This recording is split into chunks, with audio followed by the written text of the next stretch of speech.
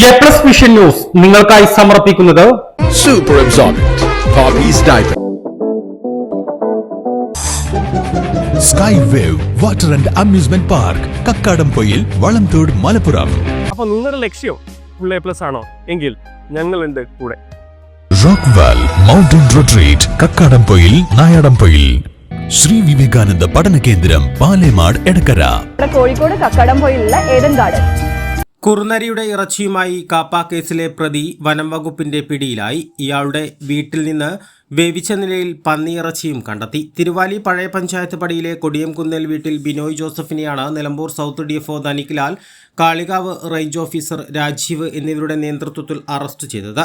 DFOയ്ക്ക് ലഭിച്ച രഹസ്യവിവരത്തിന്റെ അടിസ്ഥാനത്തിൽ ഇന്നലെ രാത്രി ഇയാളുടെ വീട്ടിൽ നടത്തിയ പരിശോധനയിലാണ് കുറുനരിയുടെ തല, 4 കിലോ ഇറച്ചി, വേവിച്ച നിലയിലുള്ള പന്നിയിറച്ചി, എയർഗൺ, ഇറച്ചി മുറിക്കാൻ ഉപയോഗിച്ച കത്തികൾ, പാകം ചെയ്യാൻ ഉപയോഗിച്ച പാത്രം എന്നിവ പിടിച്ചെടുത്തത്.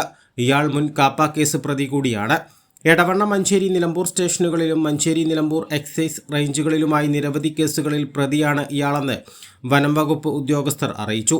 ഇയാൾക്കെതിരെ വന്യജീവി നിയമപ്രകാരം കേസെടുത്തു.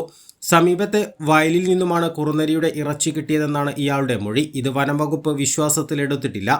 ഇയാൾ വേട്ടയാടി പിടിച്ചത് തന്നെയാകുമെന്നാണ് വനം വകുപ്പിന്റെ വിലയിരുത്തൽ. ഇയാളെ മഞ്ചേരി കോടതിയിൽ ഇന്ന് ഹാജരാക്കും. സംഭവത്തിൽ കൂടുതൽ അന്വേഷണം നടത്തുമെന്ന് നിലമ്പൂർ സൗത്ത് DFO ധനിക്ലാൽ പറഞ്ഞു. കരുവാരക്കുണ്ട്, ചാക്കിക്കുഴി വനം സ്റ്റേഷനുകളിലെ വനപാലകരും പരിശോധനയിൽ പങ്കെടുത്തു. A+ vision, Nilambur.